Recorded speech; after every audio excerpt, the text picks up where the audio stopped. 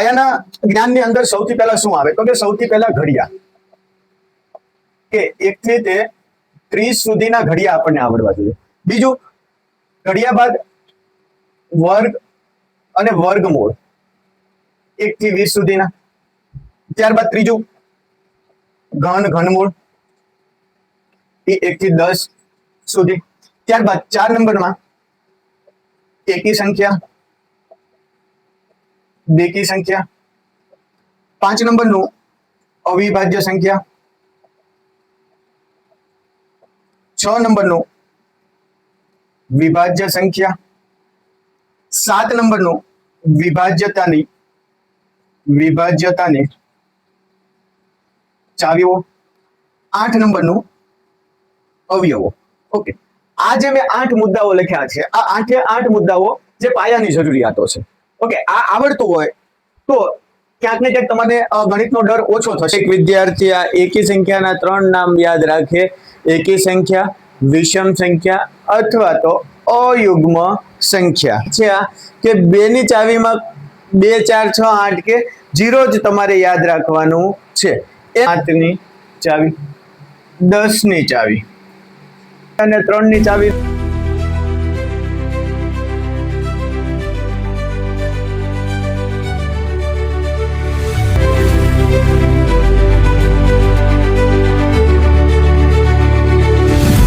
Good evening વિદ્યાર્થી મિત્રો, હું મનોજ ધાંધલિયા આપ સર્વેની યુટ્યુબ ચેનલ મોઝિલા મેથ્સ વિથ મનોજ શર્મા હાર્દિક સ્વાગત કરું છું. આપણે છેલ્લા લેક્ચરની અંદર બેઝિક ગણિતની અંદર વિભાજ્યતાની ચાવી વિશે વાત કરી હતી. રેડી? તો એને જ આજે પાર્ટ 2 ની અંદર કન્ટિન્યુ કરશું. પહેલા લેક્ચરની અંદર આપણે ટોટલ 3 ચાવી ભણ્યા હતા: 2 ની ચાવી, 5 ની ચાવી અને 10 ની ચાવી. આ 3 ચાવી કેવી હતી તો કે એકમના અંકથી જે સંખ્યાને આપણે શોધવાની હોય. દાખલા તરીકે 2 ની ચાવી આપણે જોઈએ તો કે 2 ની ચાવીની અંદર આપણે શું જોયું હતું તો કે એકમનો અંક 2, 4, 6, 8 કે 0 હોય. એવી સંખ્યાને કેટલા વડે નિશેષ ભાંગી શકાય તો કે 2 વડે નિશેષ ભાંગી શકાય. ત્યારબાદ 5 ની ચાવીમાં શું જોયું તો કે એકમના સ્થાનની અંદર 0 કે 5 હોય. શું હોય? એકમના સ્થાનની અંદર 0 કે 5 હોય. 10 માં શું જોયું હતું તો કે એકમના સ્થાનમાં 0 કે 10 હોય. રેડી? આ 10 આપણે માત્ર યાદ રાખવામાં, એને બોલવામાં સરળતા પડે એટલા માટે બોલીએ છીએ. તો આ આપણે છેલ્લા લેક્ચરની અંદર વાત કરી હતી. બીજી શું વાત કરી હતી તો કે એકી સંખ્યા અને બેકી સંખ્યા. એકી સંખ્યાના ટોટલ આપણે 3 નામ યાદ રાખ્યા હતા: એકી સંખ્યા, વિષમ સંખ્યા અને ત્રીજું નામ છે અયુગ્મ સંખ્યા. રેડી? તો આ એકી સંખ્યાની અંદર આપણે શું જોયું હતું તો કે જે સંખ્યાનો એકમનો અંક 1, 3, 5, 7 કે 9 હોય તેવી સંખ્યાને એકી સંખ્યા કહેવામાં આવે છે. બીજું આપણે શું જોયું હતું તો કે બેકી સંખ્યા. આના બી 3 નામ હતા. કયા તો કે બેકી સંખ્યા, સમ સંખ્યા અને યુગ્મ સંખ્યા. તો આની વ્યાખ્યા સેમ 2 ની ચાવી જેવી છે કે જે સંખ્યાનો એકમનો અંક કયો હોય તો કે 2, 4, 6, 8 કે 0 હોય તે સંખ્યાને બેકી સંખ્યા કહેવામાં આવે છે. આટલું આપણે છેલ્લા લેક્ચરની અંદર જોયું હતું. તો આજે હવે આપણે બીજું શું જોવાનું? હજી આમાં એક ચાવી બાકી રહી ગઈ, 3 ની ચાવી. રેડી? 3 ની ચાવી. તો 3 ની ચાવી શું કહે છે તો કે તમામ અંકોના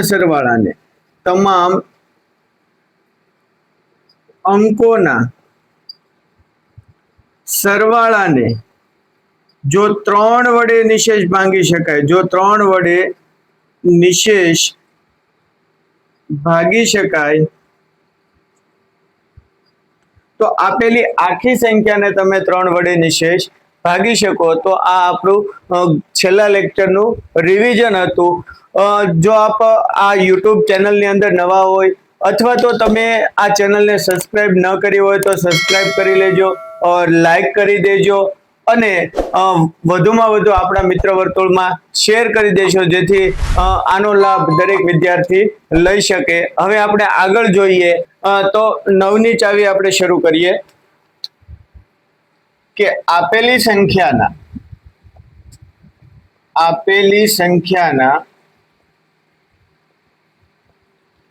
તમામ અંકોના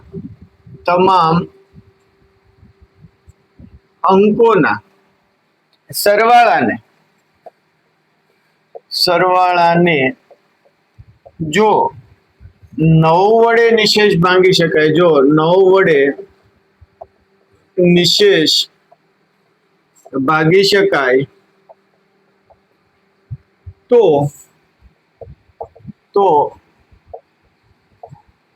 આપેલી સંખ્યાને 9 વડે નિશેષ ભાગી શકાય છે તેને 9 ની ચાવી કહે છે. રેડી? આમ જોવા જાવ તો આ 9 ની ચાવી મોટા ભાગે ઉપયોગમાં ક્યાંય આવતી નથી. હા, પર્ટિક્યુલર તમને પૂછવું હોય કે નીચેનામાંથી કઈ સંખ્યા 9 વડે વિભાજ્ય છે તો આનો ઉપયોગ આવતો હોય છે. બાકી છેદ ઉડાડવામાં મોટા ભાગે 3 ની ચાવીનો જ ઉપયોગ આવતો હોય છે કે જે સંખ્યાને તમે 9 વડે ભાંગી શકો એ સંખ્યાને તમે 3 વડે ભાગી શકો. એટલે મોટા ભાગે વિદ્યાર્થીઓ કોનો ઉપયોગ કરતા હોય તો કે 3 નો ઉપયોગ કરતા હોય છે. રેડી? પણ તો બી અહીંયા આપણે આના ઉદાહરણ જોઈએ. ઉદાહરણ દાખલા તરીકે 81. રેડી? અહીંયા શું કીધું તો કે આપેલી સંખ્યાના તમામ અંકોના સરવાળાને 3 અને 9 ની ચાવી સેમ છે. રેડી? 3 ની ચાવીમાં શું હતું તો કે આપેલી સંખ્યાના તમામ અંકોના સરવાળાને જો 3 વડે નિશેષ ભાગી શકાય તો તેને આપેલી આખી સંખ્યાને 3 વડે નિશેષ ભાગી શકાય. એવી જ રીતે આપેલી સંખ્યાના તમામ અંકોના સરવાળાને જો 9 વડે નિશેષ ભાગી શકાય તો આપેલી આખી સંખ્યાને કેટલા વડે તમે નિશેષ ભાગી શકો? 9 વડે નિશેષ ભાગી શકો. રેડી? તો આ 81 છે તો આનો અંકોનો સરવાળો કેટલો થાય તો કે 8 + 1 એટલે 9. તો આ 9 ને તમે 9 વડે નિશેષ ભાગી શકો તો આપેલી આખી સંખ્યાને કેટલા વડે નિશેષ ભાગી શકો? 9 વડે ભાગી શકો. બીજું ઉદાહરણ લઈએ. રેડી? 2736. તો 2736 આપેલા છે. આના અંકોનો સરવાળો આપણે કરીએ તો કે 2 + 7 + 3 + 6. 7 ને 2 9, 6 ને 3 9, 9 ને 9 18. 18 ને તમે 9 વડે ભાંગો તો 9 દુ ને 18. મતલબ આ આખી સંખ્યાને કેટલા વડે નિશેષ ભાગી શકાય? 9 વડે નિશેષ ભાગી શકાય છે. તો ખાસ યાદ રાખો કે આપેલી સંખ્યાના તમામ અંકોનો આપણે સરવાળો કરવાનો છે. રેડી? જે સંખ્યા આપી છે તમે ચાવી લગાવતા હોય, દાખલા તરીકે તમારે આગળ કોઈ સંખ્યા આવી 81 આવી, તમને ખ્યાલ આવી ગયો કે આને એકમનો અંક 2 4 6 8 કે 0 નથી એટલે આના 2 વડે ન ચાલે. 3 વડે તો કે આના અંકોનો સરવાળો તમે કરો, 8 ને 1 9 થાય તો 3 તેરી 9 થાય. મતલબ આને 3 વડે નિશેષ ભાગી શકાય. ત્યારબાદ તો કે બીજી અન્ય ચાવી આમાં ચેક કરો તો બીજી ચાવી આમાં લાગતી નથી. મતલબ આ સંખ્યાને કેટલા વડે? 3 વડે નિશેષ ભાગી શકાય છે અને 9 વડે પણ નિશેષ ભાગી શકાય છે. હવે એના પછીની ચાવી જોઈ, 4 ની ચાવી. 4 ની ચાવી ખાસ ધ્યાન રાખજો. આ ચાવી 4 અને 8 ની ચાવી આપણે સાથે ભણવી પડે.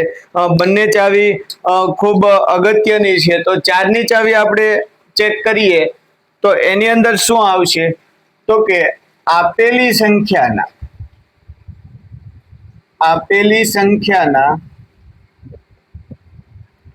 છેલ્લા બે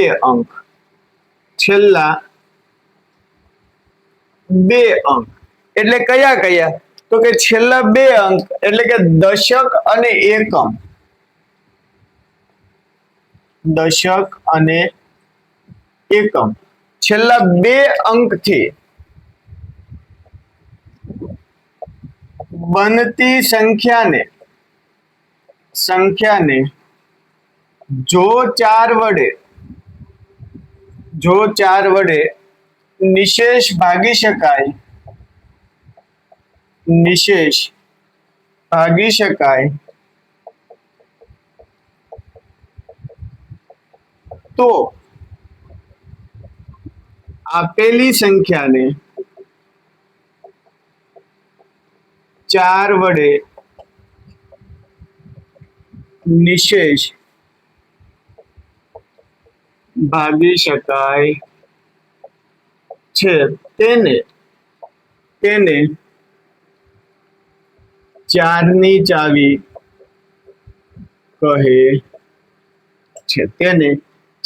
ચાવી કહે છે. આમાં ખાસ શું યાદ રાખવાનું છે તો કે છેલ્લા બે અંકો મતલબ કયો અંક તો કે એકમ અને દશક થી જે સંખ્યા બને છે એને જો ચાર વડે નિશેષ ભાગી શકાય તો આપેલી આખી સંખ્યાને તમે ચાર વડે નિશેષ ભાગી શકો છો. એકાદું ઉદાહરણ જોઈએ. 132 છે તો હું આના છેલ્લા બે અંકો ચેક કરું. છેલ્લા બે અંકોથી બનતી સંખ્યા કઈ છે તો કે છેલ્લા બે અંકો કયા છે તો કે 1 2 અને 1 3 મતલબ આ આખી સંખ્યા કેટલી બને છે તો કે 32 બને છે. રેડી? તો આ 32 ને 4 વડે ભાંગી શકાય. 4 ના ઘડિયામાં 32 આવે છે તો કે 4 8 ને 32.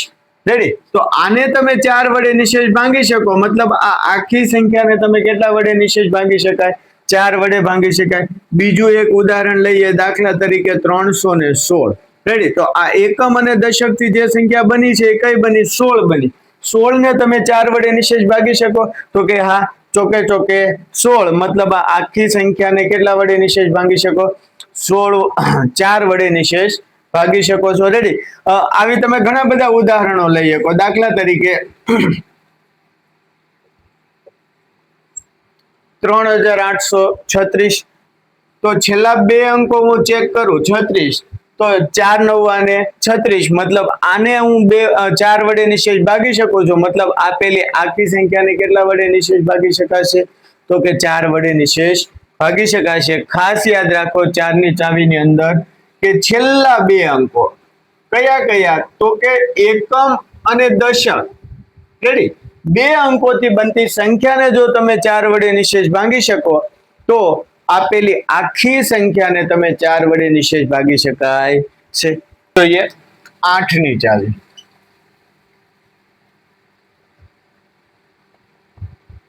જેવી રીતે આપણે 4 ની ચાવી યાદ રાખી સેમ એના જ જેવી છે, થોડોક જ અંદર ફેરફાર છે.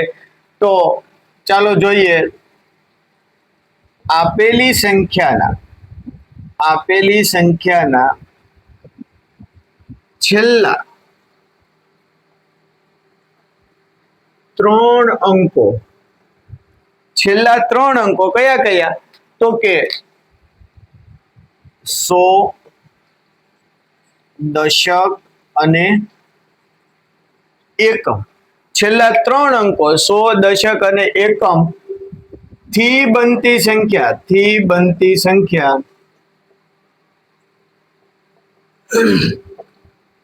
સંખ્યાને જો 8 વડે નિશેષ ભાગી શકાય 8 વડે નિશેષ ભાગી શકાય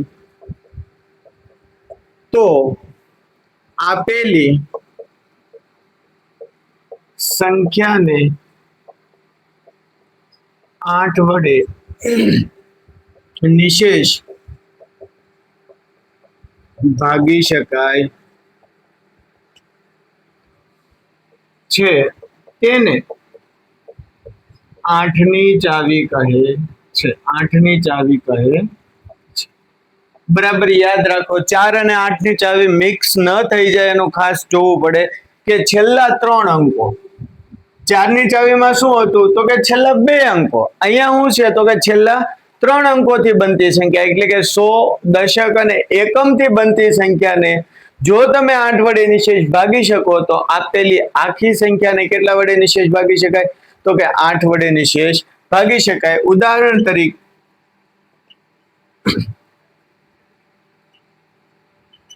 દાખલા તરીકે આવું ઉદાહરણ છે કે 13,120. તો આના છેલ્લા 3 અંકો કયા કયા છે?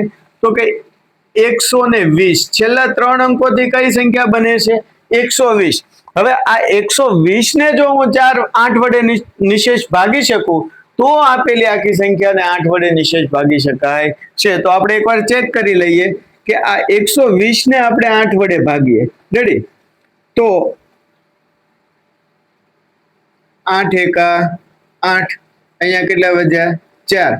8 પંચા 40. મતલબ આને આપણે કેટલા વડે ભાગી શક્યા?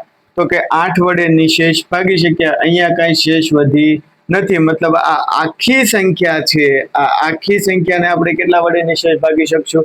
તો કે આખી સંખ્યાને આપણે 8 વડે નિશેષ ભાગી શકાશે. બીજું એક ઉદાહરણ લઈએ. દાખલા તરીકે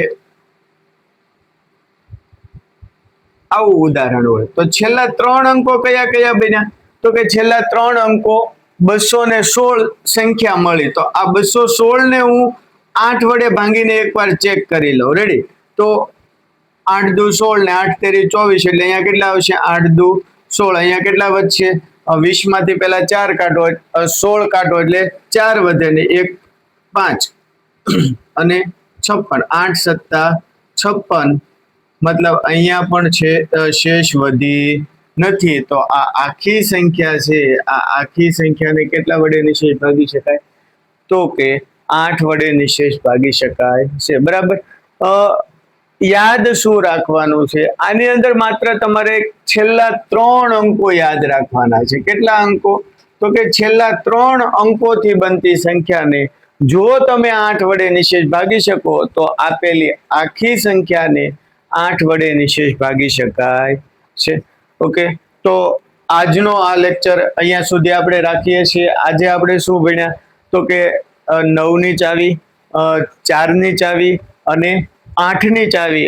હવે માત્ર 2 ચાવી બાકી રહી છે, 6 ની ચાવી અને 11 ની ચાવી. તો એ આપણે નેક્સ્ટ ટાઈમ જ્યારે મળશું ત્યારે એ 2 ચાવી અને અવિભાજ્ય સંખ્યાઓ વિશે આપણે નેક્સ્ટ સેશનની અંદર મળશું ત્યારે એના વિશે વાત કરીશું વિસ્તારે. આપને જો આ વિડીયો માધ્યમથી કંઈક નવું જાણવા મળતું હોય તો આપ અમારી ચેનલને લાઈક કરો, સબસ્ક્રાઇબ કરો અને આપણા મિત્ર વર્તુળની અંદર વધુમાં વધુ શેર કરતા રહો. વંદે માતરમ. જય હિન્દ.